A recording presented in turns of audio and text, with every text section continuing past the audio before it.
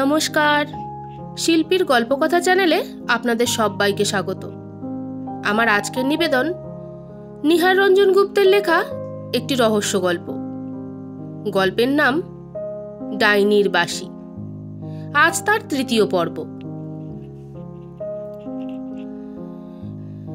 শকুন্তলাকে একাকী বাগানে বসে থাকতে দেখে কিরিটি প্রশ্ন করে, আপনার নির্জন বিশ্রামে ব্যাঘাত করছি না তো শকুন্তলা দেবী? শকুন্তলা সঙ্গে সঙ্গে প্রশ্ন করে, না না, ব্যাঘাত কিসের আবার, কিন্তু আপনি বুঝি একলাই এসেছেন? কিরিটি বলে, কেন বলুন তো? শকুন্তলা উত্তরে বলে, না, এমনি জিজ্ঞাসা করছিলাম। শকুন্তলার মুখের দিকে তাকিয়ে মৃদু কণ্ঠে কিরিটি এবার বলে, না, একা আসিনি, আমার সকালের সেই বন্ধুটিও এসেছেন। ওদিককার গোলাপ বাগিচার দিকে গেলেন গোলাপ দেখতে, এই মাত্র। নিজের অনুমানটা যে মিথ্যে নয় বুঝতে পেরে কিরিটি মনে মনে একটু উল্লসিত হয়, কিন্তু চোখে মুখে তার সে ভাবটা প্রকাশ পায় না। কিন্তু পরক্ষণেই শকুন্তলার কণ্ঠস্বরে কিরিটির চিন্তায় ছেদ পড়ে। শকুন্তলা বলে ওঠে, দাঁড়িয়ে কেন মিস্টার রায়? জায়গাটা তো বেশ পরিষ্কার, বসুন না। কিরিটি আর দ্বিধামাত্র না করে শকুন্তলার অল্প ব্যবধানে ঘাসের ওপরেই বসে পড়ল। ক্রমশ অস্পষ্ট আলোয় চারিদিক আরো বিষণ্ণ ও আরো ধূসর হয়ে আসছে যেন তখন। কিরিটি অতঃপর একসময় কথা শুরু করে, বলে, সারদাবাবুর মৃত্যুতে আপনি শোক পেয়েছেন শকুন্তলা দেবী, তাই না? উত্তরে শকুন্তলা বলে, উনি আমাকে অত্যন্ত স্নেহ করতেন। মাত্র 8 মাস তার কাছে কাজ করেছি, কিন্তু তার ব্যবহার এ জীবনে কখনো ভুলতে পারবো না মিস্টার রায়। কিরিটি বলে, স্বাভাবিক, এক একজন আছেন যারা খুব সামান্য সময়ের মধ্যেই দূরের জনকে কাছে টেনে নেন, আর তাতেই নিশ্চয়ই আপনি এই জায়গার মায়া এখনো কাটিয়ে উঠতে পারছেন না, তাই তো? শকুন্তলা বলে ওঠে, সত্যিই তাই। কে যে সর্বক্ষণ এখানে চারপাশ থেকে আঁকড়ে ধরছে আমাকে। কিরিটি বলে, আচ্ছা শকুন্তলা দেবী, সকালে তখন আপনাকে একটা প্রশ্ন জিজ্ঞাসা করব করেও করে ওঠা হয়নি। সবিষয়ে শকুন্তলা বলে, কি বলুন? কিরিটি বলে চলে, সারদাবাবু বেশ শৌখিন প্রকৃতির লোক ছিলেন, তাই না? শকুন্তলা দেবী পাল্টা প্রশ্ন করেন, কেন বলুন তো? হঠাৎ এ কথা আপনার মনে উদয় হলো কেন? কিরিটি বলে, উদয় হলো কেন সে কথা নাইবা শুনলেন, কথাটা সত্যি কি মিথ্যা শুধু সেটাই জিজ্ঞাসা করছি। মুহূর্তকাল শকুন্তলা চুপ করে কি যেন ভাবতে থাকে। অস্পষ্ট আলো ছায়ায় কিরিটি শকুন্তলার মুখের কোনো ভাবান্তর বুঝতে পারে না। তৎসত্ত্বেও সে একদৃষ্টে চেয়ে থাকে শকুন্তলার মুখের দিকে। মৃদুকণ্ঠে শকুন্তলা বলে, আপনার অনুমান সত্যি কি মিথ্যা জানি না মিস্টার রায়, কারণ এখানে আসা অবধি 2 মাস পর্যন্ত যাকে অত্যন্ত সংযমী ও কোনো বিলাস ব্যাসন নেই এমন বলেই মনে হয়েছিল, এবং ব্যবহারেও সেইটাই দেখেছি, সেই লোক। কিরিটি শকুন্তলার মুখের কথাটা কেড়ে নিয়ে কথাটা শেষ করে, বলে, ধীরে ধীরে যেন বদলে গিয়েছেন, তাই না? উত্তরে শকুন্তলা বলে, হ্যাঁ। কিরিটি আবার প্রশ্ন করে, কিন্তু তার কোনো কারণই আপনি বুঝতে পারেননি? উত্তরে শকুন্তলা না বলে। কিরিটি বলে, তার কথাবার্তায় হাবে ভাবে কখনো কিছু প্রকাশ হতেও দেখেননি, যাতে করে তার এই পরিবর্তনটা আপনি বুঝতে পারেন? কারণ আপনিই তো সবসময় তার কাছে কাছেই থাকতেন। শকুন্তলা বলে, না, তবে একটা ব্যাপার ইদানিং মাস 2 হলো লক্ষ্য করছিলাম। সঙ্গে সঙ্গে কিরিটি প্রশ্ন করে, তাই কি সেটা? শকুন্তলা বলে চলে, আগে আগে ইতিহাস ও ধর্মগ্রন্থেই বেশিরভাগ তাকে পড়ে শোনাতে হতো আমাকে, কিন্তু ইদানিং প্রায় বৈষ্ণব কাব্য থেকে কেবল আমাকে পড়ে শোনাতে বলতেন উনি। মৃদু হেসে কিরিটি বললে, তাতেও বোঝেননি ব্যাপারটা? কিরিটির কথায় যেন একটু বিস্মিত হয়েই তাকায় শকুন্তলা কিরিটির মুখের দিকে। তারপরে হঠাৎ বলে, কি বলছেন মিস্টার রায় আপনি? It is possible? কিরিটি বলে, ঠিক তাই শকুন্তলা দেবী। আপনার মতো বুদ্ধিমতী মেয়ের আগেই কিন্তু ব্যাপারটা বোঝা উচিত ছিল, তার ড্রয়ারের ভিতরকার বিশেষ দ্রব্যগুলো দেখে। সবিস্ময়ে শকুন্তলা দেবী বলে, বিশেষ দ্রব্যগুলো? কিরিটি বলে, হ্যাঁ, যেমন পাউডার, সেন্ট, কলপ ইত্যাদি শৌখিন দ্রব্যগুলো নিশ্চয়ই আপনার চোখ এড়ায়নি, কারণ আপনি যখন তার ড্রয়ার খুলতেন মধ্যে মধ্যে, আমার তো মনে হয় তার ইদানিং ইসনোমিনিয়াটা যে বেড়ে গিয়েছিল তারও কারণ ওই। শকুন্তলা এবারে আর কোনো জবাব দেয় না, চুপ করেই থাকে। কিরিটি আবার বলতে থাকে, মানুষের মন এমনই বিচিত্র বটে শকুন্তলা দেবী। নইলে সারদাবাবুর যে বয়স ছিল সে বয়সে তো অমনটা হওয়া উচিত ছিল না। আর আমার অনুমান যদি ভুল না হয়ে থাকে তো খুব সম্ভব। কিরিটি তার কথাটা শেষ করতে পারে না, তার আগেই যেন চমকে শকুন্তলা প্রদোষের অন্ধকারে কিরিটির মুখের দিকে তাকিয়ে প্রশ্ন করে, কি কি মিস্টার রায়? কিরিটি বলে, হ্যাঁ শকুন্তলা দেবী, পঞ্চস্বরের ওই অকাল সরক্ষেপই সম্ভবত তার আকস্মিক মৃত্যুর কারণ হয়েছিল। শকুন্তলা প্রশ্ন করে, তার মানে? কিরিটি বলে, মানেটা মনে মনে চিন্তা করে দেখলেই আপনি হয়তো বুঝতে পারবেন, আমার ব্যাখ্যার প্রয়োজন হবে না। তাছাড়া কিরিটির কথাটা শেষ হলো না। অদূরে পদশব্দ পাওয়া গেল এবং সুশান্তর গলা শোনা গেল। সুশান্ত বলে উঠল, মিস্টার রায়। কিরিটি বলল, কে? সুশান্ত বাবু, আসুন, আমরা এখানে। শকুন্তলা দেবী, সুশান্ত বাবু এসেছেন। শকুন্তলা ততক্ষণে উঠে দাঁড়িয়েছে। উঠে দাঁড়িয়ে বলে, চলুন ঘরে যাওয়া যাক, বেশ অন্ধকার হয়ে গিয়েছে জায়গাটা। কিরিটি প্রশ্ন করে, কোথায় ছিলেন এতক্ষণ সুশান্তবাবু? জবাব এলো সুশান্তর ঠিক পশ্চাতেই মধুসূদন বাবুর কণ্ঠ থেকে অন্ধকারে, আমার সঙ্গে গল্প করছিলেন। কিরিটি ঘুরে দাঁড়ালো যেন সঙ্গে সঙ্গেই, দাঁড়িয়েই বলল, কে? মধুসূদন বাবু? মধুসূদন বাবু আবার প্রশ্ন করলেন, একটু এগিয়ে এসে, কাকার বাগানটা দেখলেন? কিরিটি বলল, হ্যাঁ দেখলাম, সত্যি চমৎকার। মধুসূদন বাবু বললেন, কত টাকা যে এর পেছনে ঢেলেছেন কাকা! কিন্তু এখানে আর নয় মিস্টার রায়, চলুন ঘরে যাওয়া যাক। কিরিটি বলে, কিন্তু এখন আর ঘরে যাব না মিস্টার সরকার, একবার বিমল বাবুর ওখানেও যেতে হবে। মধুসূদন বাবু বললেন, বেশ তো, যাবেন খন? এক কাপ চা খেয়ে যাবেন তো? কিরিটি বলল, তা মন্দ নয়, চলুন। সকলেই অন্ধকারে অগ্রসর হয়।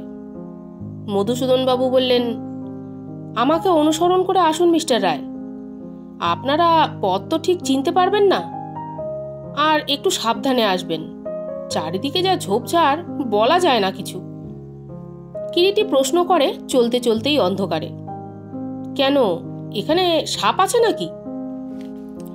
মৃদু হেসে মধুসূদন সরকার কথাটা বললেন, খুব কি বিচিত্র নাকি কথাটা? চারিদিকে যা বন জঙ্গল করে রেখেছে কাকা, তা আচমকা একটা বাঘ বেরোলেও আশ্চর্য হয় না বোধহয় কেউ। কিরিটি মৃদু হেসে বলে, কথাটা কিন্তু একটু অতিশয়োক্তি হলো মধুসূদন বাবু আপনার। মধুসূদন বাবু প্রশ্ন করলেন, কেন বলুন তো? কিরিটি চলতে চলতেই হেসে জবাব দেয়, তা বই কি এইরকম জায়গায় সাপই অতর্কিতে ছোবল বসাতে পারে, কিন্তু এখানে বাঘের আশাতে তার রক্তের আবিচারতে বাঁধবে। শকুন্তলা আর সুশান্ত কিন্তু নিঃশব্দেই পথ অতিক্রম করছিল, এবং কিরিটি লক্ষ্য করে তারা যেন পরস্পরের সঙ্গে একটু ঘেঁষাঘেঁষি করেই পথ চলছিল। বারান্দার গেটের কাছাকাছি এসে সহসা আবার কিরিটি বলে, মিথ্যে বলেননি আপনি মিস্টার সরকার, সত্যি আপনি সঙ্গে না থাকলে এমন অবলীলাক্রমে কিন্তু এখানে এসে পৌঁছতে পারতাম না, এখন এটা বুঝতে পারছি। তা আপনারও বুঝি শকুন্তলা দেবীর মতো কাকার বাগানটা ভালো লেগে গিয়েছে? তাড়াতাড়ি প্রতিবাদ জানিয়ে বলে ওঠেন মধুসূদন সরকার, খেপেছেন মশাই, জঙ্গল আমার একদম ধাতে সয় না। কিরিটি বললে, কিন্তু আবার এমন নিরিবিলি জায়গাও সময় বিশেষে চট করে পাওয়া যায় না। এও তো নিশ্চয়ই মানবেন মিস্টার সরকার। অগ্রবর্তী মধুসূদন সরকার ততক্ষণে সিঁড়ির শেষ ধাপটি অতিক্রম করে বাইরের আলোকিত বারান্দায় উঠে দাঁড়িয়েছেন। বারান্দার আলোয় মধুসূদন সরকার পর মুহূর্তেই কিরিটির শেষ কথায় চকিতে তার দিকে ফিরে তাকাতেই মুখের প্রতিটি রেখা তার স্পষ্ট দেখতে পায় কিরিটি, কিন্তু সেও মুহূর্তের জন্য। কিরিটির মুখের দিকে পলকের জন্য তাকাতেই ততক্ষণে মধুসূদন সরকার আবার মুখটা তার দিকে ফিরিয়ে নিয়েছেন। দুজনে এসে নিচের সুসজ্জিত বৈঠকখানায় মধুসূদন সরকারের নির্দেশেই সোফা অধিকার করে বসল। মধুসূদন চা দেবার জন্য ভৃত্যকে ডেকে আদেশ দিতে যাচ্ছিলেন, কিন্তু শকুন্তলা দেবী তাকে বাধা দিয়ে বললেন, আপনি বসুন, আমি দেখছি। কথাটা বলে উত্তরের আর অপেক্ষা না করে শকুন্তলা ঘর থেকে বেরিয়ে গেল। কিন্তু কি জানি কেন পরস্পরের আলাপের মধ্যে সহসা একটা ছেদ পড়ে গিয়েছিল। বাগান থেকে ফেরবার পথে অন্ধকারে যে সহজ কথাবার্তা পরস্পরের মধ্যে চলছিল, সেটা হঠাৎই যেন ফুরিয়ে গিয়েছে। সোফায় যে যার মুখোমুখি চুপচাপ বসে, কারোর মুখেই কোনো কথা নেই। বাইরের বারান্দায় ওই সময় ভারী একটা জুতোর মচমচ শব্দ শোনা গেল। কিরিটি প্রথমে কথাটা বলে, কে যেন আসছে। মধুসূদন সরকার কিরিটির প্রশ্নের কোনো জবাব দেবার পূর্বেই 24-25 বৎসরের একটা হৃষ্টপুষ্ট সুশ্রী যুবক ঘরে প্রবেশ করল। আগন্তুক যুবকটিকে সম্বোধন করে মধুসূদন সরকার প্রথমে কথা বললেন, এ কি বিজন, তুমি এ সময়? বিজন বললে, হ্যাঁ, কেন? ছোট মামাই তো আমাকে তাড়াতাড়ি আসবার জন্য চিঠি দিয়েছিলেন। মধুসূদন বিস্ময়ের সঙ্গে বলল, কে, বৃন্দাবন? বিজন বলে উঠল, হ্যাঁ, যোধপুরে একটা বড় অর্ডার সাপ্লাইয়ের ব্যাপারে গিয়েছিলাম। সেখান থেকে দিল্লিতে ফিরেই মামার জরুরি চিঠি পেয়ে আমি চলে আসছি। বলতে বলতে আগন্তুক একটা খালি সোফায় বসে পড়ল এবং বলল, কিন্তু এসব কি ব্যাপার বড় মামা? কিরিটি যুবকটির দিকে তাকিয়ে দেখছিল। মাথায় কোকড়া কোকড়া চুল, ব্যাক ব্রাশ করা, গোঁফ দাড়ি নিখুঁতভাবে কামানো, মুখখানি একটু লম্বাটে ধরনের, নাকটা উঁচু, চোখের দৃষ্টি তীক্ষ্ণ, ধারালো চিবুক, পরনে দামি গরম স্যুট। বিজন আবার প্রশ্ন করল, তা ছোট মামা কোথায়? মধুসূদন বললে, আজই তো বিকেলের ট্রেনে কলকাতা চলে গেল। তা বৃন্দাবন সব কথা তোমাকে জানিয়েছে নাকি? বিজন বললে, হ্যাঁ, বিনু মামার চিঠিতেই তো সব জানলাম। ব্যাপারটা তাহলে সত্যি সত্যি? মানে ছোট দাদুকে সাম্বডি হত্যা করেছে? মধুসূদন বলল, তাই তো মনে হচ্ছে আমার। এমন সময় ভৃত্যের হাতে চায়ের ট্রে নিয়ে শকুন্তলা ঘরের মধ্যে এসে প্রবেশ করল। বিজন কিরিটি ও সুশান্তকে লক্ষ্য করে মধুসূদনকে পুনরায় প্রশ্ন করে ওই সময়, কিন্তু এদের তো চিনলাম না। মধুসূদন বলল, হ্যাঁ, পরিচয় নেই তোমার সাথে। ইনি কিরিটি রায়, আর ওনার বন্ধু সুশান্তবাবু। আর মিস্টার রায় এই আমার ভাগ্নে, মানে দিদির একমাত্র ছেলে বিজন বোস। পরস্পর পরস্পরকে নমস্কার ও প্রতি নমস্কার জানায়। অতঃপর সংক্ষেপে কিরিটির আগমনের হেতুটা মধুসূদন সরকার বিজনকে জানিয়ে দেন। শকুন্তলা সকলের চা পরিবেশন করে। চায়ের কাপে চুমুক দিতে দিতে কিরিটি একসময় বিজনকে প্রশ্ন করে, আপনি বুঝি দিল্লিতেই থাকেন বিজনবাবু? বিজন বলে, না, আমি তো কলকাতাতেই থাকি। কিরিটি আবার প্রশ্ন করে, ও আচ্ছা, ওই যে কি সব অর্ডার সাপ্লাইয়ের কথা একটু আগে বলছিলেন? উত্তরে বিজন বলে, ও, কলকাতায় সিং অ্যান্ড সিং যে অর্ডার সাপ্লাইয়ের ফার্ম আছে, সেখানেই আমি চাকরি করি। তাদেরই কাজে মাঝে মাঝে আমাকে সারা ভারতবর্ষ টহল দিয়ে বেড়াতে হয়। কিরিটি প্রশ্ন করে, তা আপনি যে যোধপুর গিয়েছিলেন এবং দিল্লিতে ফিরে যাবেন, বৃন্দাবনবাবু সে কথা জানতেন বুঝি? বিজন বলে, না, ছোট মামা আমার ফার্মের ঠিকানায় চিঠি দিয়েছিলেন। তারাই চিঠিটা আমাকে রিডাইরেক্ট করে দেয় দিল্লির ঠিকানায়। তারা জানতো যে যোধপুর থেকে আমি দিল্লিতেই আবার ফিরব। সহসা ওই সময় মধুসূদন সরকার সোফা ছেড়ে উঠে দাঁড়ান এবং বলেন, excuse me mister Roy, for a few minutes. Madhusudan ঘর থেকে বের হয়ে গেলেন। মধুসূদন উঠে চলে যেতে কিরিটি বিজনবাবুর দিকে তাকিয়ে সহসা আবার প্রশ্ন করে, আপনি তাহলে আপনার মামা বৃন্দাবনবাবুর চিঠিতেই আপনার দাদুর মৃত্যু সংবাদটা প্রথম জানতে পারেন বিজনবাবু? বিজনবাবু বলেন, হ্যাঁ, আমি তো চিঠি পেয়ে একেবারে কি করব সেটা বুঝেই উঠতে পারছিলাম না। কিরিটি বলে, তা তো হবারই কথা। তা চিঠিতে কি লিখেছিলেন? বিজন বলল, লিখেছিলেন তার আকস্মিক মৃত্যুর কথা। তারপর আরও লিখেছিলেন পুলিশের এবং তারও ধারণা নাকি দাদুর মৃত্যুটা স্বাভাবিক ও আত্মহত্যা নয়, তীব্র নিকোটিন বিষ প্রয়োগে তাকে হত্যা করা হয়েছে। কথাটা বলেই বিজনবাবু সপ্রশ্ন দৃষ্টিতে একবার কিরিটির দিকে তাকিয়ে বললে, আপনারও কি তাই ধারণা মিস্টার রায়? কিরিটি বলে, হ্যাঁ, শুধু তাকেই নয়, দশরথকেও সেই বিষ প্রয়োগেই হত্যা করা হয়েছে বলে আমার ধারণা। শান্ত কণ্ঠে কিরিটি কথাগুলো বলে চলল। বিজন চমকে প্রশ্ন করে পরক্ষণেই, দশরথও মারা গেছে নাকি? কিরিটি তার প্রশ্নের উত্তরে হ্যাঁ বলে। বিজন আবার প্রশ্ন করে, কবে? উত্তরে কিরিটি বলে, গতকাল সকালে। কয়েকটা মুহূর্ত অতঃপর স্তব্ধ হয়ে রইল বিজন। তারপর কেমন যেন অসহায় দৃষ্টিতে কিরিটির দিকে তাকিয়ে বলল, ব্যাপারটা এখনো যেন কেমন আমার শুনে অবধি অবিশ্বাস্য বলেই মনে হচ্ছে মিস্টার রায়। মামা বাড়ির সঙ্গে সম্পর্ক আমার না থাকলেও ওই ছোট দাদুর স্নেহ থেকে কোনোদিনই আমি বঞ্চিত হইনি। খুব ছোটবেলায় মা বাবাকে হারিয়ে ওই দাদুর কাছেই মানুষ হয়েছিলাম এক প্রকার বলতে গেলে। আমি নিজের দাদুকে দেখিনি কখনো, কিন্তু নিজের দাদুও যে আমাকে আমার ওই ছোট দাদুর চাইতে বেশি স্নেহ করতে পারতেন বলে আমার মনে হয় না। সহসা কিরিটি বাধা দিল বিজনবাবুকে, দিয়ে বলল, কিছু যদি না মনে করেন বিজনবাবু, তো একটা কথা জিজ্ঞাসা করতাম। বিজন সহসা বলে উঠল, হ্যাঁ হ্যাঁ, বলুন না।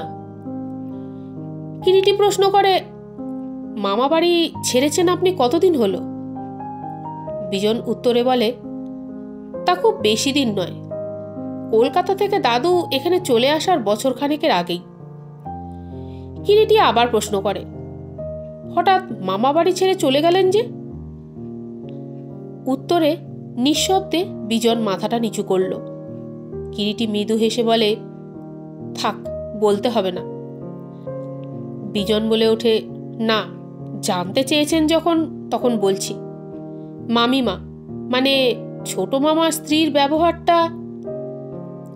সাথে সাথেই কিরিটি বলে ওঠে, বুঝতে পেরেছি, থাক, আর কিছু বলতে হবে না। কিন্তু সে মামিমাও তো শুনেছি মারা গিয়েছেন। তাছাড়া ছোট মামা নিশ্চয়ই আপনাকে ভালোবাসতেন। বিজন বলে, মিথ্যে বলবো না, তা বাসতেন, কিন্তু। কিরিটি আবার প্রশ্ন করে, আচ্ছা, আপনার ছোট মামিমা কতদিন হবে গত হয়েছেন? বিজন বলে, আমি মামা বাড়ি ছেড়ে চলে আসার মাসখানেক পরেই। কিরিটি প্রশ্ন করল, আচ্ছা, তারপর আপনি ফিরে যাননি কেন? মামিমার জন্যই যখন। বিজন বলে উঠল, না, তার হয়ে ওঠেনি। কিরিটি বিজনের সঙ্গে এত তন্ময় হয়ে কথা বলছিল যে অদূরে সোফার ওপর উপবিষ্ট সুশান্ত ও শকুন্তলার দিকে তেমন নজরই দিতে পারেননি। তার হঠাৎ একসময় বিজনের সঙ্গে কথা বলতে বলতে ওদের দিকে নজর পড়তেই কিরিটির ওষ্ঠপ্রান্তে চাপা এক হাসির বিদ্যুৎ যেন খেলে গেল। সুশান্ত ও শকুন্তলা পরস্পরের মধ্যে গল্পে তখন একেবারে তন্ময় হয়ে গিয়েছিল। চাপা কণ্ঠে তারা পরস্পরের সঙ্গে কি যেন সব গল্প করে চলেছে। পরস্পরের প্রতি পরস্পরের মুগ্ধ দৃষ্টি নিবদ্ধ হচ্ছে কখনো চকিতের জন্য, আবার সংকোচে সে দৃষ্টি ঘুরিয়ে নিচ্ছে পরস্পর থেকে। নিঃশব্দে কিরিটি সুশান্ত ও শকুন্তলার দিক থেকে দৃষ্টিটা ঘুরিয়ে নিয়ে বিজনের মুখের দিকে চেয়ে আবার প্রশ্ন করল, আচ্ছা বিজনবাবু, আপনার ছোট মামা বৃন্দাবনবাবু আপনাকে চিঠিতে আর কিছু লিখেছিলেন? বিজন বলল, হ্যাঁ, আগামী পরশু অর্থাৎ শুক্রবার ছোট দাদুর উইল নাকি সলিসিটার বোস চৌধুরীর শচীবিলাসবাবু এখানে এসে পড়বেন, সেই দিন বিশেষ করে উপস্থিত থাকবার জন্য অনুরোধ জানিয়েছিলেন। কিরিটি সহসা বলে উঠল, ও, সামনের শুক্রবারই তাহলে উইল পড়া হচ্ছে? বিজন বলল, হ্যাঁ, বোস চৌধুরীর ফার্ম নাকি সেই মতো তাকে জানিয়েছে এবং তাদেরই নির্দেশে তিনি আমাকে এখানে উপস্থিত থাকার জন্য লিখেছিলেন। কিরিটি বলে উঠল, নিশ্চয়ই তাহলে আপনার দাদু আপনাকে কিছু সম্পত্তি দিয়ে গেছেন তার উইলে, নচেত বোস চৌধুরী আপনাকে উইল পড়বার সময় উপস্থিত থাকতে বলবেনই বা কেন? বিজন বলল, হতে পারে, তবে দাদুর সম্পত্তির কানাকড়ি না পেলেও কোনো ক্ষোভ ছিল না আমার। কিরিটি প্রশ্ন করল, আপনি তাহলে কদিন এখানেই আছেন? বিজন বলে, হ্যাঁ, শুক্রবার পর্যন্ত তো আছি। কিরিটি সহসা বলে উঠল, আচ্ছা, আজ তাহলে উঠি, কিন্তু মধুসূদন বাবু তো এখনো ফিরলেন না। বিজন বলে উঠল, ডেকে দেবো বড় মামাকে? কিরিটি বলে, না, প্রয়োজন নেই, বলবেন পরে আবার দেখা হবে। কি সুশান্তবাবু, উঠবেন তো? কিরিটির ডাকে সুশান্ত যেন চমকে ওঠে, উঠেই বলল, হ্যাঁ হ্যাঁ, চলুন চলুন। সুশান্ত ও কিরিটি সরকার ভিলা থেকে বেরিয়ে এলো। রাস্তায় নেমে কিরিটি বললে, চলুন বিমলবাবুর ওখান থেকে একবার ঘুরে যাওয়া যাক। সুশান্ত বলে, হ্যাঁ চলুন, চা খাবার জন্য বিকেলে আজ অনুরোধ জানিয়ে গিয়েছিল সে অনেকবার, হয়তো খাপ্পা হয়ে আছে। কিরিটি বলে, তা তো হওয়াই উচিত, আপনি তাকে যাব বলে কথা দিয়ে গল্পে মেতে বেমালুম সব ভুলে গেছেন। সুশান্ত বলে, না না, এমন কিছু নয়, এমনি সাহিত্যের ব্যাপার নিয়ে গল্প হচ্ছিল ওনার সঙ্গে সামান্য। ভদ্রমহিলা দেখলাম পড়াশোনা খুব করেছেন। কিরিটি প্রশ্ন করে, তাই বুঝি? তা সাহিত্যের কোন বিষয় নিয়ে গল্প হচ্ছিল আপনাদের? কাব্য, গল্প, উপন্যাস না নাটক? সুশান্ত বলে, রবীন্দ্রনাথের গান নিয়ে। কিরিটি বলে ওঠে, ও, আমি ভাবলাম বুঝি নাটক। সুশান্ত সহসা প্রশ্ন করল, মানে? তারপর হঠাৎ এক সময় আবার চলতে চলতে কিরিটি বলল, না কিছু নয়, তাস খেলতে নিশ্চয়ই আপনি জানেন সুশান্তবাবু। সুশান্ত বলে, তাস মানে কার্ডস? কিরিটি বলল, হ্যাঁ, সাহেব বিবি, গোলাম, ছক্কা, পাঞ্জা, দুরি, তিরি, টেক্কা, চেনেন নিশ্চয়ই এগুলো? কতকটা বিস্ময় প্রকাশ পায় সুশান্তের কণ্ঠস্বরে। বলে উঠল, হ্যাঁ চিনি তো। কিরিটি বলল, আচ্ছা বলুন তো, সাহেব বিবি গোলামের মধ্যে কোনটা আপনার বেশি পছন্দ? মানে চেহারার ও নামের দিক দিয়ে বেশ, দেখতেও সুন্দর বা মনে ধরে? সুশান্ত বলে উঠল, কেন, সাহেব বিবি। কিরিটি বলে, ঠিক বলেছেন, সাহেব বিবি। তবে একটা কথা মনে রাখবেন, সাহেবদের মেজাজ বুঝতে পারা গেলেও বিবিদের মেজাজ কিন্তু সত্যি অনেক সময় বোঝা দুর্বোধ্য। সুশান্ত বলে, কথাটা একটু স্পষ্ট করে বললে বাধিত হতাম। কিরিটি আবার বলে উঠল, সবই কি স্পষ্ট করে সবসময় বলা যায় সুশান্তবাবু? এই বোধহয় সামনে থানা, তাই না? সুশান্ত হ্যাঁ বোধক মাথা নাড়ল। কিন্তু থানায় গিয়ে বিমল সেনের পাত্তা পাওয়া গেল না। কি একটা জরুরি তদন্তের ব্যাপারে ওই দিন বিকেলের দিকে সে নাকি মাইল 10 দূরে একটা গ্রামে গিয়েছে। কখন ফিরবে কোনো স্থির নেই। অগত্যা দুজনকেই ফিরতে হলো। সুশান্তদের বাড়ি থেকে স্থানীয় থানার দূরত্ব একেবারে কম নয়, বেশ কিছুটা পথ। ছোট্ট শহর, মিউনিসিপ্যালিটির আলোর ব্যবস্থাও রাস্তায় তেমন যথেষ্ট নয়, তার উপরে রাতটাও ছিল কৃষ্ণপক্ষ। দূরে দূরে রাস্তার দুপাশে যে কেরোসিনের আলোর ব্যবস্থা, তাতে করে আলোর চাইতে অন্ধকারটাই বেশি যেন জমাট বেঁধেছিল। সেই অন্ধকার পথ ধরে দুজনে বাড়ির দিকে মন্থর পদবিক্ষেপে হেঁটে চলছিল পাশাপাশি। সহসা কিরিটি একসময় প্রশ্ন করে, থানা ইনচার্জ বিমলবাবু তো আপনার বন্ধু, তাই না সুশান্তবাবু? সুশান্ত বলে উঠল, হ্যাঁ, একই কলেজে আমরা 3rd ইয়ারে ও 4th ইয়ারে পড়েছি। কিরিটি আবার প্রশ্ন করে, আচ্ছা, সরকার ভিলার দুর্ঘটনা সম্পর্কে আপনাদের বন্ধুর সঙ্গে আপনাদের খোলাখুলি আলাপ হয়নি কখনো? সুশান্ত বলে, তা হয়েছে বই কি। কিরিটি প্রশ্ন করে, সারদাচরণের হত্যার ব্যাপারটা সম্পর্কে ওর মানে আপনার বন্ধুর ঠিক কি ধারণা তা আপনি বুঝতে পেরেছেন? সুশান্ত বলে উঠল, কথাটা ঠিক বুঝলাম না, মানে ঠিক কি আপনি বলতে চাইছেন মিস্টার রায়? কিরিটি বলল, বলছিলাম হত্যাকারী কে হতে পারে বলে তার ধারণা। জানেন তো, এসব ডিটেকশনের ব্যাপারে প্রবাবিলিটি বলে একটা কথা আছে, সেটার কথাই বলছিলাম। সুশান্ত বলল, সে সম্পর্কে একদিন আমি জিজ্ঞাসা করেছিলাম। কিরিটি প্রশ্ন করে, করেছিলেন? তা উনি কি জবাব দিলেন?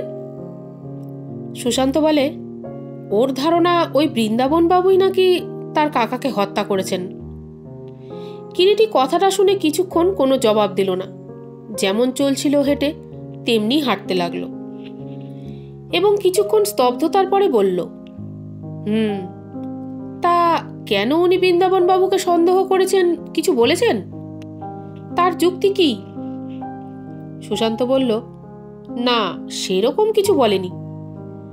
কিরিটি বলল, অবশ্যই প্রবাবিলিটির দিক দিয়ে বৃন্দাবন বাবুকে যে তার কাকার হত্যাকারী একেবারে ভাবা যায় না তা নয়, কিন্তু কথা হচ্ছে এসব ক্ষেত্রে শুধু সন্দেহটাই তো সব নয়, প্রমাণ ও উদ্দেশ্য দুই থাকা চাই। সুশান্ত জিজ্ঞাসা করে, আচ্ছা মিস্টার রায়? কিরিটি বলে উঠল, হ্যাঁ বলুন। সুশান্ত বলল, এমনও তো হতে পারে বৃন্দাবনবাবু কৃতদার ছিলেন এবং বয়সও তার এমন কিছু বেশি নয় যে। কিরিটি সহসা বলে উঠল, হ্যাঁ হ্যাঁ বলুন বলুন, প্রত্যেকেরই চিন্তার একটা মূল্য আছে জানবেন। আপনি কোন পথে চিন্তা করছেন ব্যাপারটা শোনাই যাক, বলুন না। সুশান্ত বলল, বলছিলাম শকুন্তলা দেবীর কথা। কিরিটি বললে, খুব স্বাভাবিক সুশান্তবাবু, এই হত্যার ব্যাপারে শকুন্তলা দেবীর উপস্থিতি সরকার ভিলায় বিশেষ একটা সূত্র বা বলতে পারেন পয়েন্ট। কিন্তু কিরিটি একটু থেমে আবার বলে, কি আপনি ঠিক বলতে চাইছেন স্পষ্ট করে বলুন তো সুশান্তবাবু। সুশান্ত বললে, বলছিলাম শকুন্তলা দেবী ও বৃন্দাবন বাবুর এই ব্যাপারে কোনো যোগসাযোগ পরস্পরের মধ্যে থাকতে পারে। কিরিটি বলে, আশ্চর্য নয়, তাহলে আপনার ধারণা? সুশান্ত বলে চলল, ধারণা আমার কিছুই নয় মিস্টার রায়, সবকিছু দেখে শুনে যা মনে হয়েছে তাই বললাম। কথাটা সুশান্ত কিরিটিকে এক প্রকার বাধা দিয়েই বলে। কিরিটি প্রশ্ন করল, তাহলে তো আপনারও সাবধান হওয়া উচিত ছিল সুশান্তবাবু। সুশান্ত বলে, আমার সাবধান হওয়া উচিত? কিরিটি বলল, নিশ্চয়ই। শেষ পর্যন্ত প্রতিদ্বন্দ্বী হিসাবে বৃন্দাবন বাবু যদি আপনার সঙ্গেই ধরুন ডুয়েল লড়বার জন্য আবার আস্তিন গুটিয়ে এগিয়ে আসেন। লজ্জিত কণ্ঠে সুশান্ত প্রতিবাদ জানিয়ে ওঠে, বলে, যাহ, কি যে বলেন না। কিরিটি বলে, সাদে কি আর বলি, অপরপক্ষ যে আপনার প্রতি সামান্য মুগ্ধ বলে মনে হলো সামান্য সাক্ষাতেই। কিরিটি হাসতে হাসতে শেষের কথাটা বলে। সুশান্ত বলে উঠল, না না, আপনার ওটা ভুল মিস্টার রায়। কিরিটি বলে, ভুল তা হবে, কিন্তু একটা কথা কি জানেন, এক ধরনের নারী আছে যাদের নিজেদের আকর্ষণ দিয়ে পুরুষকে টেনে এনে তাদের নিয়ে খেলাটাই একটা নেশা। সুশান্ত বলে ওঠে, না, আমি কিন্তু ওর সম্পর্কে আপনার সঙ্গে একমত হতে পারলাম না মিস্টার রায়। কিরিটি বলল, পারবেন না জানি, কারণ আপনি যে সেই অপর পক্ষ। সত্যি বলুন তো মিস্টার রায়, শকুন্তলা দেবীকে আপনি এখনই যা বললেন তাকে কি ঠিক সেই ধরনের মনে হয়? পাল্টা প্রশ্ন করল সুশান্ত পরক্ষণেই কিরিটিকে। কিরিটি বললে, সে কথা থাক, আপনি আমার একটা প্রশ্নের জবাব দিন তো সুশান্তবাবু। কিরিটির প্রশ্নের উত্তরে সুশান্ত বলে, হ্যাঁ বলুন। কিরিটি বলে, আপনার পরামর্শেই হোক বা যাই হোক, মধুসূদন বাবু বা তস্যভ্রাতা বৃন্দাবন বাবু যে তাদের কাকার হত্যার ব্যাপারে আমাকে নিযুক্ত করেছেন, এতে কি ওদের উভয়ের কোনো পূর্ণ সমর্থন আছে বলে আপনার মনে হয়? সুশান্ত বলে, নিশ্চয়ই। কিরিটি প্রশ্ন করে ওঠে, কিসে বুঝলেন? সুশান্তবাবু বললে, এটা তো আপনি স্বীকার করেন, নিজের আত্মীয়ের এভাবে রহস্যজনক মৃত্যু সম্পর্কে সত্যটা জানতে মানুষ মাত্রেই ইচ্ছে হয়। কিরিটি বলল, তা তো হয়, কিন্তু সেটা কি সর্বক্ষেত্রেই হয়? সুশান্ত বলে উঠল, তবে আপনার ধারণা কি? কিরিটি বলে, ধারণা আপাতত কিছুই নয় আমার সুশান্তবাবু, তবে আমার মনে হয়। সাথে সাথে সুশান্ত প্রশ্ন করে, কি কি মনে হয়? কিরিটি বলে, যাক সে কথা, এখন বলুন শুনি, ওই কেতু সম্পর্কে আপনার কি ধারণা? সুশান্ত বিস্ময়ের সঙ্গে বলে, কেতু? কিরিটি বলে উঠল, হ্যাঁ, লোকটি মধুসূদন বাবুর মতে অজ্ঞাত কলুশীল, এবং যে সারদাচরণের মৃত্যুর মাত্র কয়েকদিন পূর্বে সরকার ভিলায় রহস্যজনকভাবে আবির্ভূত হয়ে আবার মৃত্যুর পর দিন সকাল থেকে রহস্যজনকভাবে নিরুদ্দিষ্ট। সুশান্ত সহসা প্রশ্ন করে, কি বলতে চান আপনি মিস্টার রায়? কিরিটি বলল, বলছি, সে কি সারদাচরণকে মৃত জেনেই গা ঢাকা দিয়েছে, না ব্যাপারটা না জেনেই নিরুদ্দিষ্ট হয়েছে? সুশান্ত বলে, তা কি করে হবে? মৃত্যুর ব্যাপারটা তো পরদিন সকালে শকুন্তলাই প্রথমে জানতে পেরেছে। কিরিটি বলে উঠল, এমন তো হতে পারে তারও আগে জেনেছিল কেতু। সুশান্ত বলে উঠল, তা কি করে বলি বলুন তো? কিরিটি এবার বলে ওঠে, তা বটে, তবে এটা ঠিকই জানবেন, সরকার ভিলার হত্যা রহস্যের ব্যাপারে শ্রীমান কৃতু দ্বিতীয় এবং প্রয়োজনীয় সূত্র, অর্থাৎ প্রথম সূত্র শ্রীমতী শকুন্তলা দেবী, দ্বিতীয় সূত্র শ্রীমান কেতু। আর সুশান্ত জিজ্ঞাসা করল, আর? কিরিটি বলে, আর ওই শকুন্তলা ও কেতু। সুশান্ত বলে ওঠে, হ্যাঁ, কি বলুন মিস্টার রায়? কিরিটি বলে, ওই দুইজনের সরকার ভিলায় আবির্ভাবের মূলেই রয়েছে সারদাচরণের মৃত্যু বৃষ্টি নিহিত। সুশান্ত বলে, না না, তা কেমন করে হবে? শকুন্তলার মতো একটা শিক্ষিত মেয়ে কেতুর মতো একটা চাকরের সঙ্গে? কিরিটি বলে উঠল, কেন, ড্রাইভার বা ভিত্তের সঙ্গে মনিব কন্যার গৃহত্যাগ হয়েছে এমন নজিরের তো অভাব নেই। এ ব্যাপারে কিছুই বলা যায় না সুশান্তবাবু। সুশান্ত বলে, না না কিরিটি বাবু, you are going too far. Kiriti আবার বলে উঠল, সুশান্তবাবু, পৃথিবীটা বড় বিচিত্র, আপনার অভিজ্ঞতা কতটুকু? কিন্তু আমি এই অল্প বয়সে অনেক দেখেছি, বুঝলেন? সুশান্ত বলে, তাই বলে একটা খোড়া কুৎসিত চাকর? কিরিটি মৃদু হেসে বলল, চাকরই বটে। যাকে সে কথা, তবে একটা ব্যাপার, আপনার চোখ স্বচ্ছ থাকলে আপনিও দেখতে পেতেন কিছু। সুশান্ত সহসা প্রশ্ন করল, কি কি দেখতে পেতাম? কিরিটি বলল, আজ সকালে শকুন্তলা দেবীর ঘরে। সুশান্ত বলে, শকুন্তলা দেবীর ঘরে কি? কিরিটি বলে উঠল, সদ্য প্রস্ফুটিত গোলাপের গুচ্ছ ও ধূপের প্রজ্বলন্ত কাঠি। সুশান্ত প্রশ্ন করল, মানে? কিরিটি বলে, মানে সবটাই অভিনয়, কিন্তু কথা হচ্ছে কার সঙ্গে অভিনয় এবং কেনই বা এই অভিনয়টা করলেন শ্রীমতী? সুশান্ত কিরিটিকে বলে, মিস্টার রায়। কিরিটি বলে উঠল, তাই বলছিলাম সুশান্তবাবু, আপনার বয়সটা বড়ই রিস্কি।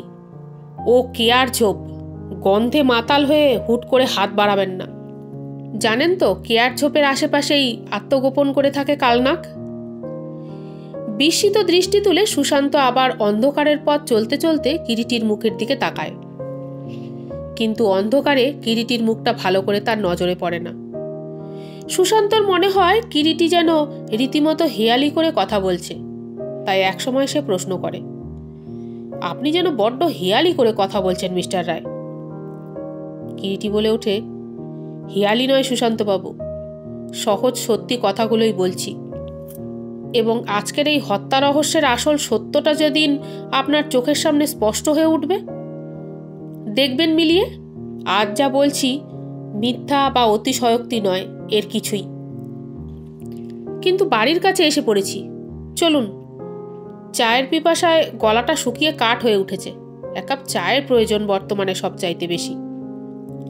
রাত্রে খাবার টেবিলে বসেও আবার সরকার ভিলার মৃত্যু রহস্যের আলোচনাতেই ফিরে যায় ওরা। কিরিটি একসময় কথায় কথায় বলে, সারদাবাবুর উইলটার একটা বিশেষ গুরুত্ব আছে জানবেন। তার এই রহস্যজনক হত্যার ব্যাপারে আমার যতদূর ধারণা। সুশান্তবাবু বলে ওঠে, উইল তো বোধহয় কাল পরশুর মধ্যেই পড়া হবে। কিরিটি বললে, হ্যাঁ, তার উইলের মর্ম কথাটা একান্তভাবেই জানা দরকার। সুশান্ত বলে উঠল, উইল খোলা হলেই তা জানতে পারবেন। কিরিটি বলে, তা জানতে পারবো, তবে সে সময় আমি উপস্থিত থাকতে চাই সেখানে। সুশান্ত বলে উঠল, সে আর এমন কি কঠিন ব্যাপার, মধুসূদন বাবুকে আপনি বললেই তো হয়তো রাজি হয়ে যাবেন তিনি। কিরিটি বলে, কাল সকালেই সরকার ভিলায় একবার গিয়ে অনুরোধটা তাকে জানাবো ভাবছি। সুশান্তবাবু বলে উঠলেন, বেশ তো। পরের দিন সকালেই কিরিটি সরকার ভিলায় গেল। বাইরের ঘরে মধুসূদনের সঙ্গে দেখা হয়ে গেল কিরিটির। মধুসূদন ও শকুন্তলা বসে প্রভাতী চা পান করছিলেন।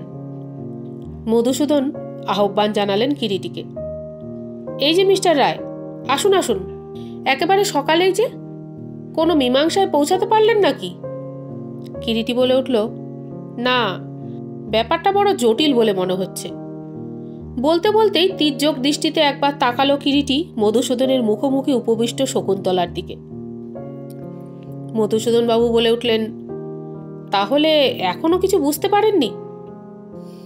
কিরিটি বললে, না, কিন্তু একটা রিকোয়েস্ট ছিল মিস্টার সরকার। মধুসূদন বাবু বললেন, হ্যাঁ বলুন। কিরিটি প্রশ্ন করল, আপনার কাকার উইল কবে পড়া হচ্ছে? মধুসূদন বাবু বললেন, বোধহয় কালই, কিন্তু কেন বলুন তো? কিরিটি বললে, আমি যদি সে সময় উপস্থিত থাকি আপত্তি হবে আপনার? মধুসূদন সরকার প্রশ্নের উত্তরে বললেন, বিলক্ষণ, আপত্তি কিসের, নিশ্চয়ই থাকবেন। কিরিটি বলে উঠল, তাহলে সেই কথাই রইল, আপনি আমাকে একটা খবর পাঠাবেন। মধুসূদন সরকার বললেন, নিশ্চয়ই, কিন্তু এক কাপ চা খাবেন না? কিরিটি বললে, না, এখন একবার থানায় বিমলবাবুর ওখানে যাব ভাবছি। কাল তার ওখানে গিয়ে দেখি উনি থানায় নেই। মিস্টার সরকার বললেন, বেশ। কিরিটি সরকার ভিলা থেকে অতঃপর বের হয়ে গেল। বৃন্দাবন সরকার ইচ্ছে করে ভাগ্নে বিজনকে সরকার ভিলায় আমন্ত্রণ করে আনেননি জরুরি চিঠি দিয়ে। মৃত সারদাচরণের নির্দেশ মতোই বিজনকে আসার জন্য তাকে চিঠি দিতে হয়েছিল। এবং শুধু বিজনকেই নয়, আরও দুজন ভদ্রলোকও পরের দিন বৃন্দাবন সরকারের সঙ্গে কলকাতা হতে এলেন, ওই উইলের নির্দেশ মতোই। একজন সারদাচরণের বিশেষ পরিচিত বাল্যবন্ধু ডক্টর বাসুদেব অধিকারী, অন্যজন সারদাচরণের আত্মীয় অর্থাৎ সারদাচরণের ভগ্নিপতি রতিকান্ত মল্লিক। ডক্টর অধিকারী ও রতিকান্ত মল্লিক দুজনেরই বয়স হয়েছে প্রৌঢ়। সলিসিটার শচীবিলাস বসুও এলেন তাদের সঙ্গে। 40-এর ঊর্ধ্বে বয়স হয়েছে শচীবিলাসের। পরের দিন শুক্রবার সকলে এসে বিকাল 5টা নাগাদ সরকার ভিলার লাইব্রেরি ঘরে জমায়েত হলেন। মধুসূদন সরকার, বৃন্দাবন সরকার, বিজন, ডক্টর বাসুদেব অধিকারী, রতিকান্ত মল্লিক ও কিরিটি রায়। মাঝখানে বসলেন সলিসিটার শচীবিলাস এবং তাকে ঘিরে বসলেন অন্যান্য সকলে। সকলের উপস্থিতিতেই শচীবিলাস তার ফোলিও ব্যাগ থেকে একটা সিল করা পুরু লেফাফা বের করলেন ও সিল ভেঙে সারদাচরণের শেষ উইলটি বের করলেন। উইলের সারমর্ম শুনে কিরিটি রীতিমতো অবাক হয়ে যায়। বিরাট সম্পত্তির মালিক ছিলেন সারদাচরণ সরকার।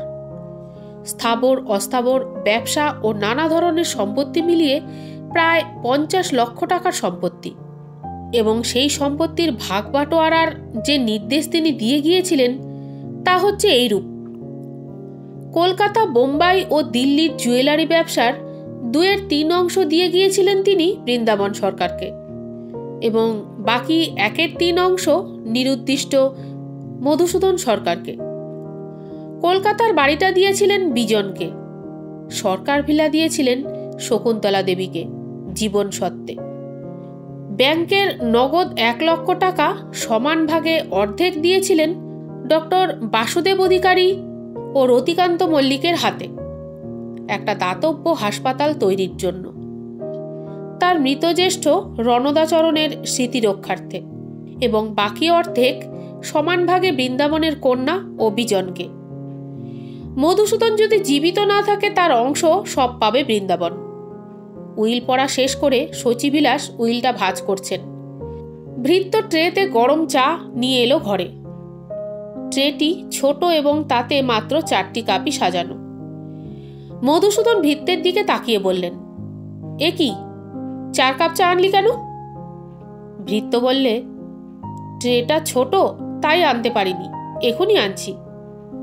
মধুসূদন বাবু বলে উঠলেন, কেন, 2টো ট্রেতে সাজিয়ে দুজনে নিয়ে আসতে পারিসনি?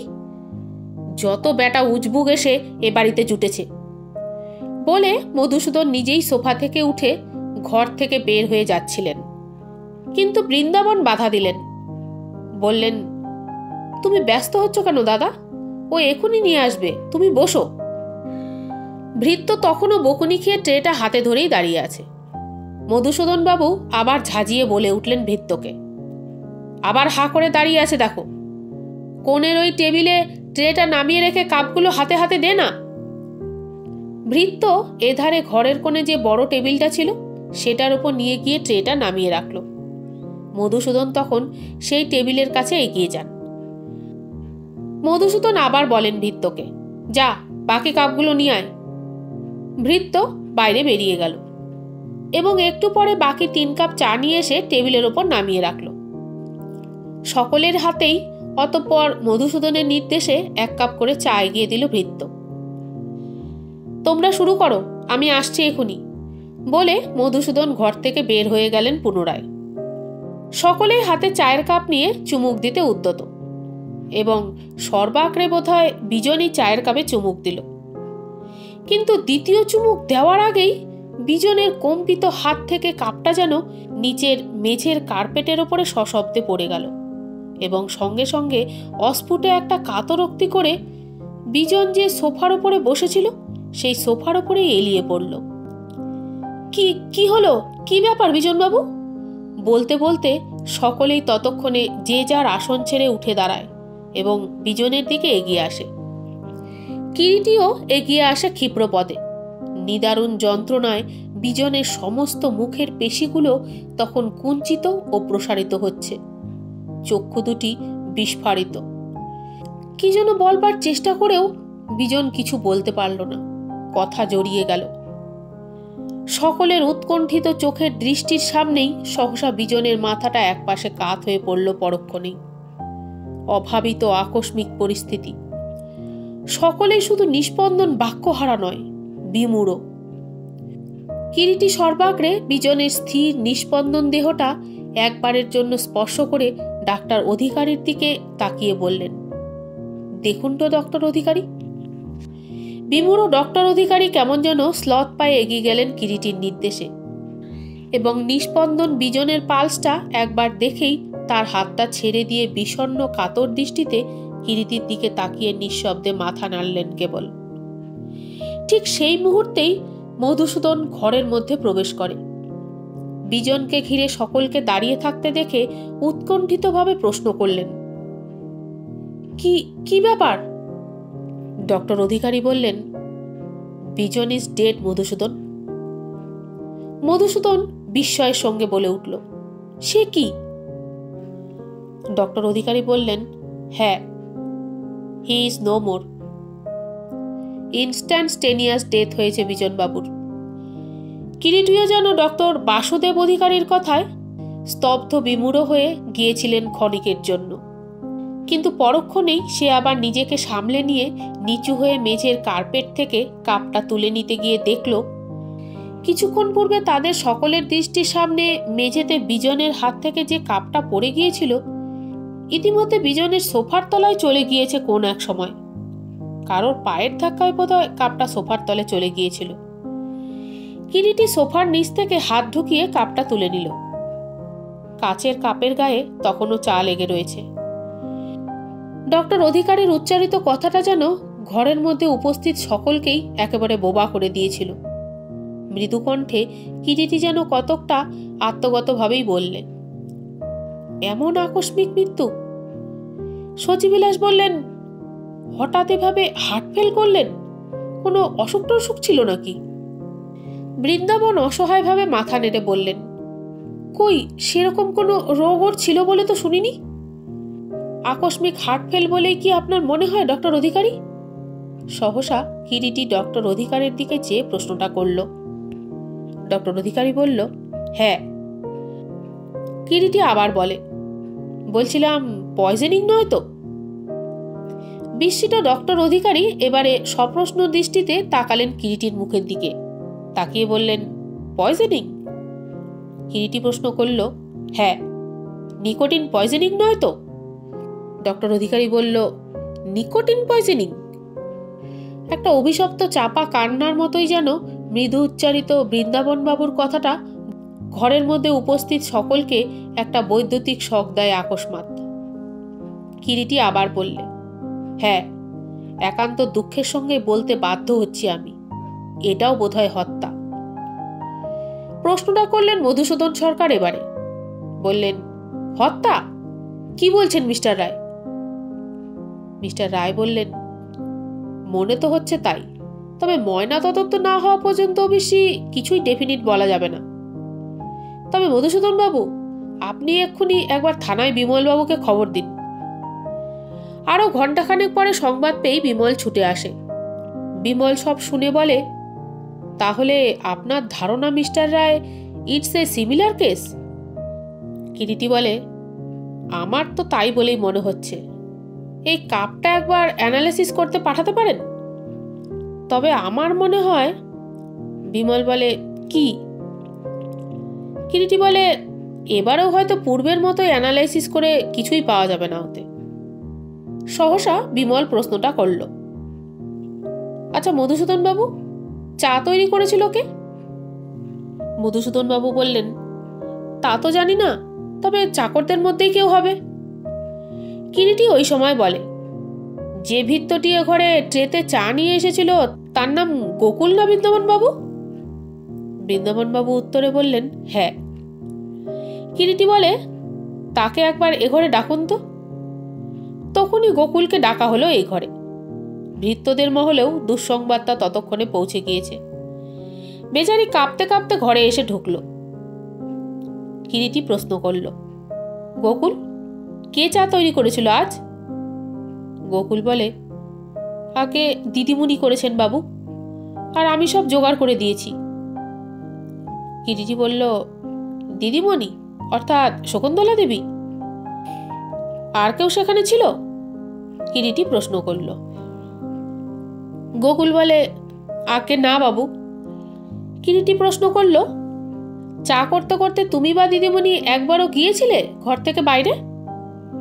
গোকুল বলে, আগে আমি একবার গিয়েছিলাম, দিদিমণি বার দুয়ে গিয়েছিলেন বোধহয়।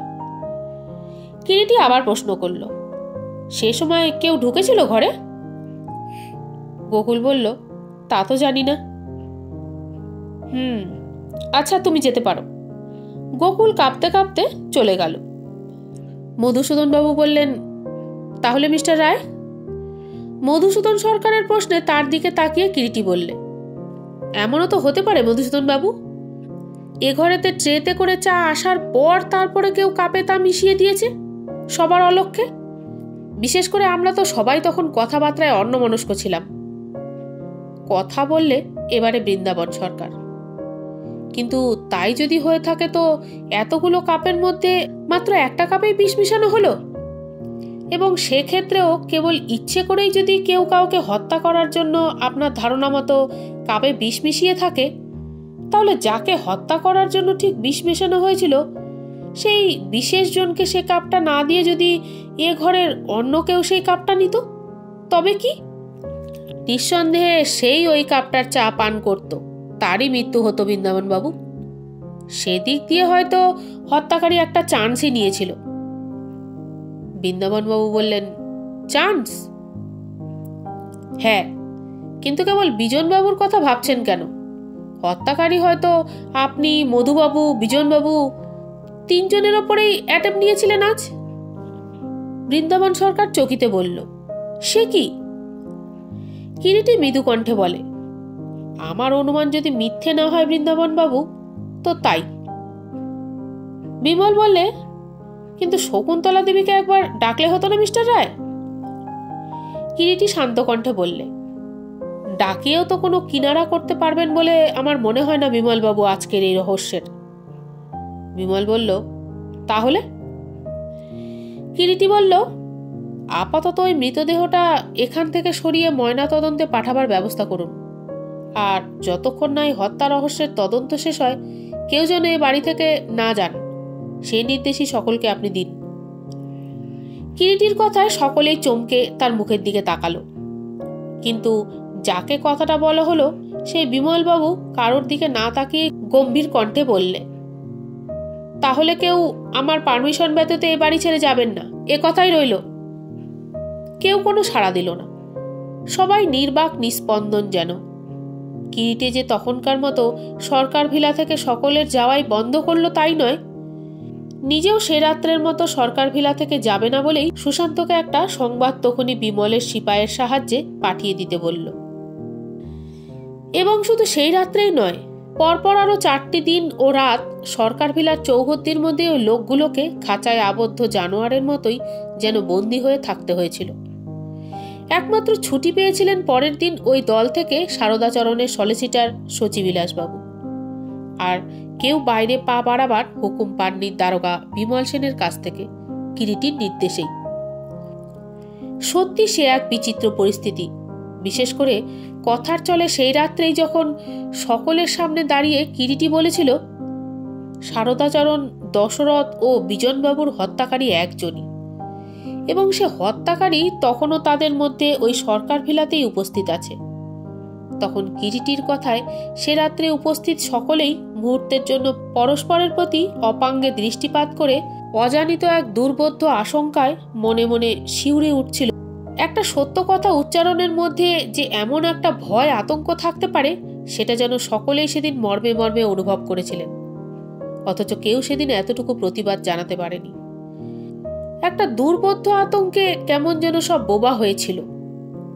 থানা অফিসার বিমল সেন তো তার চরম নির্দেশটা শুনিয়ে দিয়ে সরকার ভিলার চারিদিকে সর্বদা সতর্ক পাহারার ব্যবস্থা করে সে রাত্রের মতো বিদায় হলো। কিন্তু যারা সেই খাঁচার মধ্যে বন্দী হয়ে রইল, তাদের তো একটা থাকবার বা খাবার ব্যবস্থা করা প্রয়োজন। সরকার ভিলাতে অবশ্যই থাকবার জায়গার অভাব ছিল না। কিরিটির নির্দেশেই তখন মধুসূদন সরকার সকলের ব্যবস্থা করার জন্য চলে গেলেন, এবং ঘণ্টাখানেক বাদেই মৃতদেহ ওই লাইব্রেরির ঘর থেকে সরিয়ে বাড়ির বাইরে উদ্যানের মধ্যে যে মালিদের ঘরটা ছিল সেই ঘরে রেখে আসা হলো রাত্রের মতো। সকলে এসে নিচের পার্লারে জমায়েত হলেন আবার।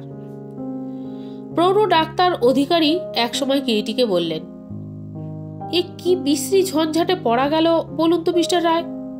কিরিটি বলল, আমি বুঝতে পারছি ডক্টর অধিকারী আপনার মনের অবস্থাটা, কিন্তু বিশ্বাস করুন আপনি, এছাড়া আমার দ্বিতীয় কোনো পথ নেই, সত্যিই নেই। কিন্তু সত্যি কি আপনি মনে করেন মিস্টার রায়, আজ যারা এখানে এ বাড়িতে উপস্থিত আছে তাদের মধ্যেই সামবডি? কিরিটি ডক্টর অধিকারীর প্রশ্নে উত্তর দিল, তাই আমার ধারণা ডক্টর অধিকারী। এর আগে এ বাড়িতে 2টি নৃশংস হত্যার ব্যাপার আপনি তো শুনেছেন। ডক্টর অধিকারী বললেন, হ্যাঁ শুনেছি। কিরিটি বলে চলল, কিন্তু এভাবে দেখলে বুঝতে পারবেন পরপর এই 3টি মৃত্যুর আকস্মিক ও রহস্যজনক হলেও একই সূত্রে বাঁধা। ডক্টর অধিকারী বললেন, কিন্তু কিরিটি বলল, বুঝতে পারছি ডক্টর অধিকারী, আপনি কি বলতে চান। প্রথম দুটো হত্যার সময় অকুস্থানে তৃতীয় কোনো ব্যক্তি ছিল কিনা আপাতত সেটা যদিও আমরা জানি না বা বলতে পারি না বটে, কিন্তু ভেবে দেখুন তৃতীয় মৃত্যুর সময় আমরা কিন্তু এতগুলো লোক সজ্ঞানে অকুস্থানে উপস্থিত ছিলাম। ডক্টর অধিকারী বললেন, তাই তো ব্যাপারটা এখন আমার কিছুই বোধগম্য হচ্ছে না। কিরিটি বলে উঠল, তা না হলেও এটা তো আপনি স্বীকার করবেন, প্রথম ও দ্বিতীয় দুটো হত্যাই হয়েছে তীব্র নিকোটিন বিষ প্রয়োগে। ডক্টর অধিকারী বললেন, তাহলে দশরথের মৃত্যুর কারণও আপনার ধারণা মিস্টার রায় ওই একই? কিরিটি বলল, ধারণা নয়, তাই। কারণ আজ একটু আগে বিমলবাবু আমাকে সে কথাই বলে গেলেন। তাহলে ভেবে দেখুন, বিষ প্রয়োগের কোনো প্রমাণ, অর্থাৎ কে কার দ্বারা কি উপায়ে তাদের বিষ প্রয়োগ করা হয়েছিল সেটার কোনো প্রমাণ এখনো পর্যন্ত না পাওয়া গেলেও ময়নাতদন্তে তাদের দেহে বিষ পাওয়া গিয়েছে। যার দ্বারা তাদের এই বিষের ক্রিয়াতে মৃত্যু ঘটেছে সে সম্পর্কে আমরা নিশ্চিত। তারপর দেখুন, 3টে মৃত্যু একই বাড়ির বিভিন্ন ঘরে হয়েছে এবং একই বাড়ির লোক তারা। ডক্টর অধিকারী বললেন, কিন্তু এটাই তো আমি বুঝতে পারছি না মিস্টার রায়, আপনার কথা যদি সত্যি বলে ধরে নেওয়া যায় তাহলে এই ধরনের ডায়াবলিক্যাল মার্ডারের কি উদ্দেশ্য থাকতে পারে? কিরিটি বললে, সেটা তো পরের কথা, কিন্তু একটা কথা কি জানেন ডক্টর অধিকারী, এসব ব্যাপারে বরাবরই আমার দীর্ঘদিনের অভিজ্ঞতা দ্বারা দেখেছি, সরলভাবে বিচার করে দেখতে গেলে প্রত্যেকটি এই ধরনের হত্যার ব্যাপারেই মোটিভ বা উদ্দেশ্য, অপরচুনিটি বা সুযোগ এবং প্রবাবিলিটি বা সম্ভাবনা, 3টি জিনিস থাকবে। অবশ্যই এর মধ্যে মোটিভই হচ্ছে সর্বপ্রধান, মুখ্য, অন্য দুটো গৌণ। সেদিক দিয়ে দেখতে গেলে প্রথম ও তৃতীয় হত্যার মোটিভ আমাদের চোখের সামনে থাকলেও দ্বিতীয় হত্যার মোটিভ অবশ্য অতটা স্পষ্ট নয়। ডক্টর অধিকারী আবার প্রশ্ন করলেন, কি মোটিভ? কিরিটি বললে, কেন, সেই চিরাচরিত মোটিভ, অর্থ? ডক্টর অধিকারী বিস্ময়ের সঙ্গে বললেন, অর্থ? কিরিটি বললে, হ্যাঁ, অর্থম অনর্থম। শারদাচরণ সরকারের বিপুল সম্পত্তি, যার হদিশ আজই আমরা শচীবিলাসবাবুর কাছ থেকে কিছুক্ষণ মাত্র আগে জানতে পেয়েছি। ডক্টর অধিকারী বললেন, তাই যদি হয় তো দশরথ কেন নিহত হলো? কিরিটি বললে, দশরথ বেচারি প্রথম হত্যার ব্যাপারে এমনভাবে জড়িত হয়ে পড়েছিল যে কারণে হত্যাকারীর চোখে তার মৃত্যুটা একান্ত প্রয়োজন হয়ে উঠেছিল। মধুসূদনবাবু অবশ্যই সে রাত্রে সকলের আহারের ভালোই ব্যবস্থা করেছিলেন, কিন্তু আহারের এতটুকু রুচিও কারোর ছিল না বুঝি। তাই সকলেই গিয়ে নিয়ম রক্ষার জন্য টেবিলে বসলেন মাত্র, এবং এক সময় সকলে আবার টেবিল ছেড়ে উঠে যে যার নির্দিষ্ট ঘরে গিয়ে যেন স্লথ পায়ে প্রবেশ করে হাঁপ ছেড়ে বাঁচলেন। সে রাত্রে নিদ্রা যে কারোর চোখে আসবে না বা আসতে পারে না, সকলেই অবশ্যই সেটা জানতেন, তবু কেউ যেন আর বসে থাকতে পারছিলেন না। এই গল্পটা যদি আপনাদের ভালো লেগে থাকে তাহলে প্লিজ লাইক করবেন, শেয়ার করবেন। আপনারা কি ধরনের গল্প শুনতে চান তা কমেন্ট বক্সে অবশ্যই জানাবেন। আমার নতুন নতুন গল্পের আপডেট পেতে আমার চ্যানেলটি সাবস্ক্রাইব করে বেল আইকনটি প্লিজ দাবিয়ে দেবেন। সকলে সুস্থ থাকবেন, ভালো থাকবেন। দেখা হবে আগামী পর্বে। ধন্যবাদ।